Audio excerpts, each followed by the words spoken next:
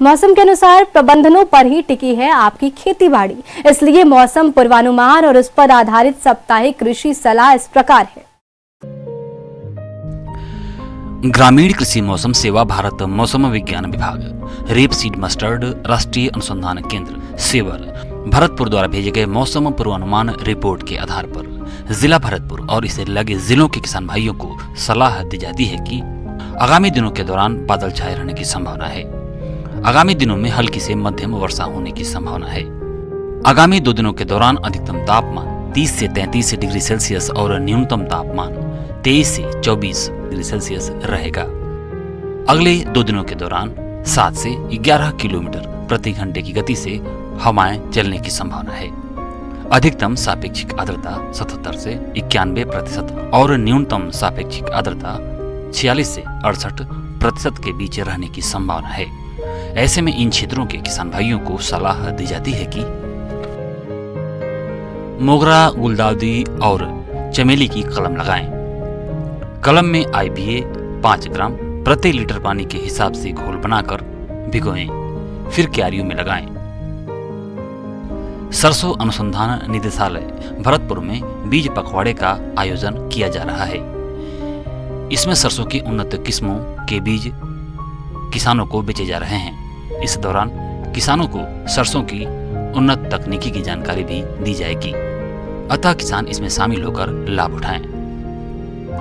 अगले सप्ताह आगामी दिनों में हल्की से मध्यम वर्षा की संभावना को देखते हुए रसायनों का प्रयोग न करें।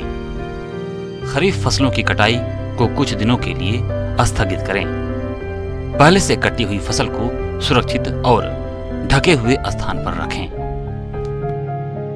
नींबू वर्गीय फलों में पत्ती खाने वाली सुंडी नींबू की तितली के नियंत्रण के लिए 1.5 मिलीलीटर डाइमिथेट प्रति लीटर पानी के हिसाब से घोल बनाकर छिड़काव करें। साफ मौसम में पपीते की पत्ती कर्ल और मोज़ेक रोग के नियंत्रण के लिए संक्रमित पौधों को खेत से हटा दें और रोग के प्रसार को नियंत्रित करने के लिए डाइमिथेट 30 EC दवा की 1 मिलीलीटर मात्रा प्रति लीटर पानी के हिसाब से घोल बनाकर छिड़काव करें। पशुओं में गलघोंटू, खुरपका और मुंहपका और लंगड़ा बुखार के लिए टीकाकरण करवाएं। पशु गृह में फिनाइल और मच्छर एवं मक्खी नाशक दवाओं का छिड़काव करते रहें। लंपी रोग के लक्षण दिखाई देने पर निकटतम पशु चिकित्सक से संपर्क करें।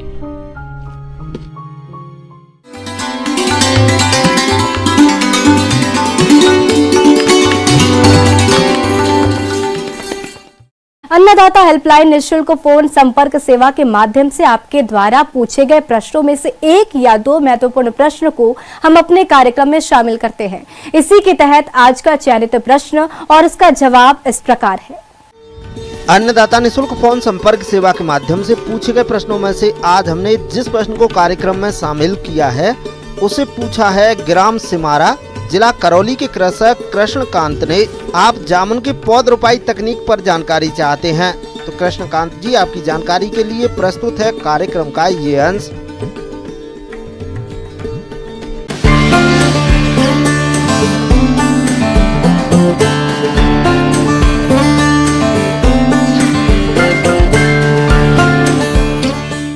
किसान भाइयों, जैसा कि आप सभी जानते हैं कि अभी वर्षा ऋतु का समय चल रहा है और हमारे बहुत से किसान भाइयों ने कई प्रकार के फलदार वृक्षों का रोपण का मन बना लिया है और कई किसान भाई हमारे वृक्षारोपण कर चुके हैं। तो किसान भाइयों, आज मैं आपको जामुन फलदार वृक्ष के बारे में आप लोगों को जानकारी दूंगा। जैसा कि आप सभी जानते हैं कि जामुन हमारी धार्मिक मान्यता के हिसाब से शुरू से ही हमारे जीवन का अंग रहा है और इसकी उत्पत्ति भी हमारे भारतवर्ष में ही हुई है। जैसा कि वैज्ञानिक खेती करने के पूर्व यह हमको जानकारी होना चाहिए कि इनकी कौन कौन सी किस्में हमको लगाना चाहिए, जिसमें राजा नाम की जो किस्म है इसका फल का आकार बड़ा होता है। किसान भाइयों, जामुन की किस्मों की बात करें तो इसकी प्रमुख किस्म राजा जामुन है, जिसके फलों का आकार बड़ा, आयताकार और रंग गहरा बैगनी होता है, जो स्वाद में मीठे और रसदार होते हैं। इसके फलों के अंदर छोटे आकार की गुठली पाई जाती है। इसके अलावा केंद्रीय उपोषण बागवानी संस्थान रहमान खेड़ा लखनऊ से विकसित की गई नई किस्में CISHG 45 और CISHG 37 है। आप इनका भी चयन करके लगा सकते हैं। पौधों की प्राप्ति के लिए आप केंद्रीय उपोषण बागवानी संस्थान रहमान खेड़ा लखनऊ में संपर्क कर सकते हैं। जामुन की ये जो आपकी किस्में और जो प्राप्त करने हैं पौधे, आप विश्वसनीय नर्सरी से ही अपने को प्राप्त करना चाहिए। और दोमट मिट्टी है तो बहुत अच्छी है। भूमि का जल निकास भी बहुत अच्छी होनी चाहिए। इसके साथ ही साथ भूमि का pH मान जो है लगभग जो है 7 से 7.5 के बीच में होनी चाहिए। जमीन की या भूमि में जीवांश की मात्रा अच्छी होनी चाहिए। तो ऐसी जो भूमि है यह हमारे जामुन के बढ़वार के लिए बहुत अच्छी होती है कि जो गड्ढे हैं उसको हम उचित दूरी पर लगा लें।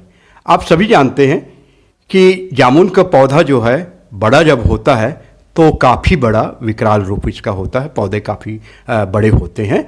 तो कम से कम हम इसको 8 मीटर जो है कतार से कतार की दूरी और 8 मीटर पौध से पौध की दूरी हमको रखनी चाहिए। और जामुन के पौधे का रोपण करना है तो गड्ढा थोड़ा हमको बड़ा बनाना चाहिए। कम से कम 2 फीट लंबाई की, 2 फीट चौड़ाई की और 2 फीट गहराई की गड्ढे होनी चाहिए। किसान भाइयों, अब बात आती है खाद और उर्वरक प्रबंधन की। तो पौधे की रोपाई के समय 10 से 15 किलोग्राम अच्छी तरह से सड़ी हुई गोबर की खाद और मिट्टी को 1:3 के अनुपात में मिलाकर भरना चाहिए तथा रासायनिक उर्वरकों में 500 ग्राम नत्रजन, 600 ग्राम फास्फोरस, 300 ग्राम पोटाश प्रति पौधा देना चाहिए। किसान भाइयों, इसके साथ साथ कीट और रोग नियंत्रण के लिए कीटनाशी दवा क्लोरोपाइरिफास 50 ग्राम तथा फफूंदनाशी दवा कार्बोडाजिम 50 ग्राम को गड्ढा भराई के समय गड्ढे में मिला देना चाहिए। अब हम खाद डालने के बाद जो है पौध का रोपण करते हैं। कई बार क्या होता है कि हम पौधे नर्सरी से लेके आते हैं तो ट्रांसपोर्टेशन में कई बार पॉलीथीन जो है खाली हो जाता है, पौधे अलग हो जाते हैं और हम जब घर में उतारते हैं तो पौधे सूखने लगते हैं। तो मैं यहाँ बताना चाहूँगा कि जो पौधे डैमेज हो गए हैं या ख़राब हो गए हैं या टूट गए हैं या पीले पड़ रहे हैं तो ऐसे पौधे का रोपण आप ना करें। जब हम लगाने के लिए पौधा लेके आते हैं पीठ के पास या गड्ढे के पास में, तो जो पूर्व में जो गड्ढे आपने भर चुके हैं तो उस गड्ढे से उतना ही भाग मिट्टी हम निकालते हैं जितना अपना पॉलीथीन का होता है। इसमें ये ध्यान रखने वाली बात है कि पॉलीथीन को जब हम फाड़ के निकालते हैं तो ये ध्यान रखें किसान भाइयों कि इसमें जो पिंडा बना हुआ है वो पिंडा बिखरे ना। और कई बार ये होता है कि हम जब पौधरोपण करते हैं तो वो मिट्टी को फेंक देते हैं और नेक्ड मतलब जो है कि जड़ समेत उसको लगाते हैं। तो ऐसा बिल्कुल ना करें, पॉलीथीन अलग कर लें और पूरे पौधे को जो है आप पिंडा समेत जितना आपने जो गड्ढे से मिट्टी हटाए हैं उसमें हम बहुत प्रेम पूर्वक इसका पौधरोपण हमको करना चाहिए। पौधरोपण करते समय और ध्यान देने वाली बात यह है कि हम मिट्टी को अच्छे से दबा दें। अब पौधरोपण के बाद तो तुरंत हमको सिंचाई भी उसमें कर देना चाहिए, जिससे तुरंत उनकी जड़ों को पानी मिल जाता है तो पौधे बहुत जल्दी आपके जो है स्थापित हो जाते हैं और इसमें मरने की संभावना को हम कुछ हद तक कम कर सकते हैं। हमने बहुत प्रेम पूर्वक पौध का रोपण कर दिया है और पौधे यदि बड़े हैं तो गिरने लगते हैं।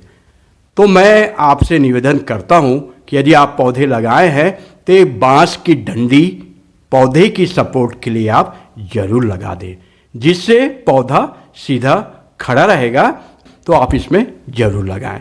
तो किसान भाइयों, पौधरोपण करते समय यदि इन सावधानियों को हम ध्यान रखते हैं तो मैं यहाँ पर आप लोग को बताना चाहता हूँ कि आपके पौधे कभी मर नहीं सकता।